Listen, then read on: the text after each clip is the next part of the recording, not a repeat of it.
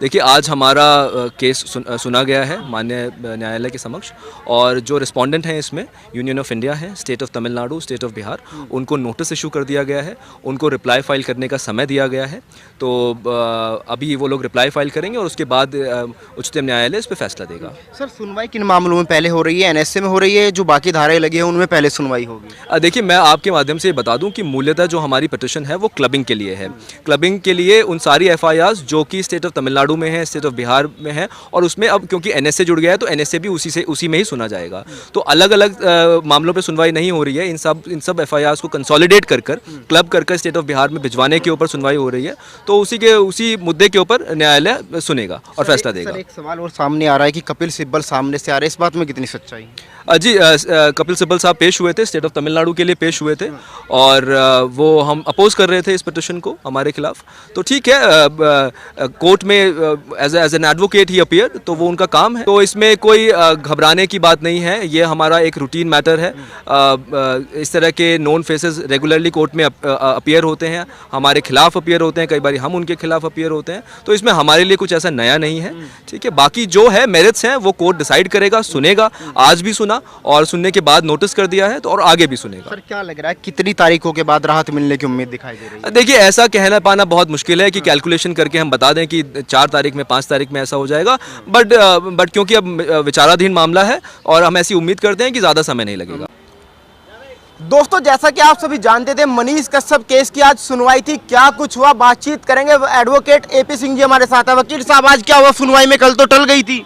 आज सुनवाई हुई है, डबल बेंच ने, जो कल वाली बेंच थी उन्होंने सुनवाई हुई है, और सुनवाई बहुत अच्छी तरह हुई। और सुनवाई में साफ बात ये निकल के आई है कि यूआरएल नंबर हमारा था ये कि सब एफआईआरें एक ट्विटर पे हुई हैं, अलग अलग राज्यों में हुई हैं, अलग अलग जनपद में हुई, लेकिन ऐसा वो नहीं कह रहे। स्टेट कह रहा है कि यूआरएल नंबर अलग है, सबकी अलग अलग है, कंटेंट्स अलग हैं, ग्राउंड्स अलग हैं, और इन एफआईआरों से पहले भी 9 एफआईआर दर्ज हो चुकी हैं, और उसके बाद भी ऐसा करते रहे मनीष कश्यप के लिए उन्होंने कहा। और इस तरह से सौहार्द हमारा बहुत ही डैमेज हुआ है। वकील साहब, कमजोरी कहाँ दिखाई दे रही है? जो ये सुनवाई वही बात हो रही है, आपने फिल्म देखी होगी, तारीख पे तारीख, तारीख पे तारीख। नहीं, सुप्रीम कोर्ट ऐसा नहीं कर रहा है। आज तो आउट ऑफ टर्न सुना गया, तारीख पे तारीख। थोड़ा हम लोगों के भी अपने आपस में कमजोरी है, एकता की भी कमी है, थोड़ा डिफरेंसेस हो जाते हैं। अब उधर उसका फ़ायदा स्टेट लेना चाहता है, और यूनियन ऑफ इंडिया को सजग रहना चाहिए, यूनियन ऑफ इंडिया को जागरूक रहना चाहिए, क्योंकि union of India human rights के लिए रक्षा करने का काम करती है। जब 2 राज्यों की बात आ गई है और मामला सर्वोच्च न्यायालय में है, तो क्योंकि मदुरई में भी बेल डिसमिस हो चुकी है, तो अभी बेल की बात नहीं की, एनएसए की बात नहीं की कि क्लब केस हो या नहीं, क्योंकि क्लब की बात हमारी जो प्रेयर है, क्लब केस होने चाहिए। तो उन्होंने कहा है कि क्लब केस किए जाएं या ना किए जाएं, इस पर रिप्लाई चाहिए है, क्योंकि केस एक बात पर हो। अगर एक सब्जेक्ट पर कंप्लेन, एक्यूज तो एक है, कंप्लेंट अलग अलग हैं, अगर यूआरएल नंबर अलग हैं, अगर उसके इंग्रेडिएंट्स अलग हैं, फैक्ट अलग हैं, तथ्य अलग हैं, तो एक अलग बात हो जाती, तो वो केस अलग अलग हो जाता है, इकट्ठा नहीं माना जाता। लेकिन हमारा यह है कि एक ही उस ट्विटर को, मैसेज को दिखाया गया, उस आधार पर ही दिखाया गया कि फ़ोटो जो दिखाए गए हैं प्रवासी मजदूरों के, वो कह रहे हैं ये गलत हैं, ये नकली हैं, ये फ़ोटो थे ही नहीं, ये फ़ोटो नहीं थे। और इस हमारा कहने का मतलब यह है कि उस ट्विटर में ये लिखा है कि आप वेरीफाई कर लीजिए, ये वेरीफाई कर लीजिए, अगर सही हो तो एक्शन ले लीजिए, जिसने किया हो, गलत हो तो उसके खिलाफ एक्शन ले लीजिए, उस पर नंबर भी दिया जाएगा। पहले किस केस में होगी? जो धाराएं लगी हैं उनमें होगी या एनएसए पे पहले सुनवाई होगी? अभी एनएसए की बात नहीं है, एनएसए का विषय नहीं है। एनएसए का तो अभी हमारी इस याचिका में कोई बात भी नहीं है, क्योंकि एनएसए तो तब लगाया गया जब ये पिटीशन फाइल हो चुकी थी। आपको पता है, फाइलिंग के बाद, वेडनेसडे को फाइलिंग के बाद ये एनएसए लगाया गया, जब अगले दिन थर्सडे की बात थी, तो एनएसए लगाया गया। तो इसलिए एनएसए की नहीं बात, क्लब करने की बात है, और एंटरिम बेल की बात है। एंटरिम बेल अब विषय अभी जब रिप्लाई देंगे, तो स्टेट तो राज्य 2 सप्ताह का टाइम मांग रहे थे, अब उन्होंने 21 तारीख दी, अगली ये 21 अप्रैल है, 21 अप्रैल को सुनवाई के लिए डेट दी है कि उस तारीख को सुनवाई हो और उस तारीख को ही हो।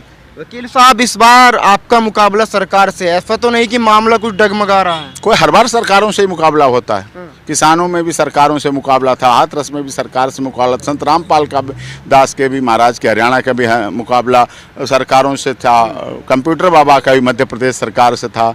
तो सरकारों से ही होता है हर समय, कभी किसी और से तो होता ही नहीं है। सरकारें ही अपने मुकदमे ज़्यादा बढ़ाती हैं, वो ज़्यादा पेंडेंसी बढ़ाती हैं और कहती हैं इस कोर्ट में बर्डन है केसों का, और वही सॉल्व नहीं करना चाहती। तो सरकारों का ही, सरकार ने केस बनाया है, सरकार ने रासुका लगाई, सरकार ने FIR दर्ज किया, वो करे URL नंबर अलग है, FIR के कंटेंट्स अलग हैं, अलग अलग है FIR, अलग अलग विषय है। तो इस तरह से ये हो रहा है। लेकिन वकील साहब, एक दूसरी लॉबी के पत्रकार थे, कुछ समय पहले उन पे भी केस होता है, यूपी में केस होता है, कई राज्यों में केस होता है, फिर उनका जो मामला है वो सुप्रीम कोर्ट पहुंच जाता है, उनको जमानत भी मिल जाती है, लेकिन मनीष कश्यप को जमानत क्यों नहीं मिल पा रही? मनीष कश्यप को उस तरह का पत्रकार ही नहीं मान रहे हैं। विषय तो ये है ना, वो पत्रकार मनीष कश्यप को क्या लिखते हैं, यूट्यूबर। अब यूट्यूबर हमारे हिसाब से तो पत्रकार है, हमारे से तो जनता के हृदय परिवर्तन का काम करने वाला है। छोटा या बड़ा पत्रकार आप कह सकते हैं, वो उसकी कोई परिभाषा नहीं होती है, कब कौन छोटा है कब कौन बड़ा है। लेकिन पत्रकारिता पर हनन ना हो, ह्यूमन राइट्स का वायलेशन ना हो, मानवाधिकारों का हनन, कॉन्स्टिट्यूशनल राइट्स का हनन नहीं होना चाहिए। बोलने की आज़ादी, अभिव्यक्ति की, विचार अभिव्यक्ति की आज़ादी, ये इस पर रुकावट नहीं होना चाहिए।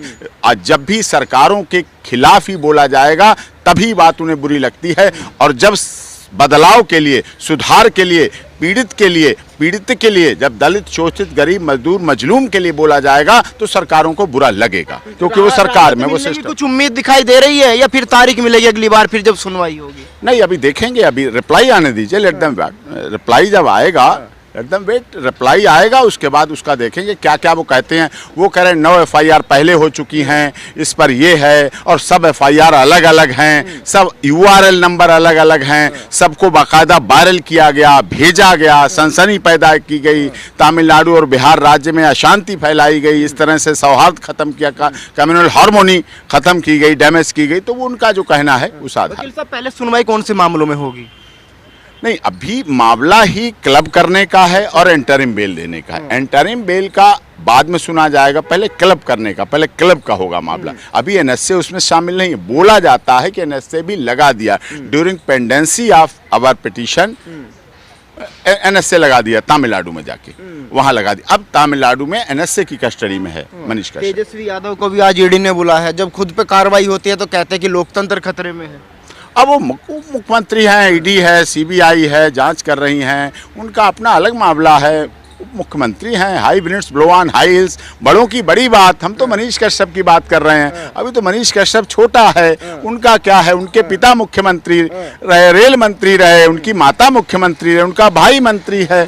अब इसका तो बाप सैनिक है, इसका तो सेना में है, इसका बाप सैनिक है। ये असहाय है, ये असहज है, ये पीड़ित है, ये विक्टिम है।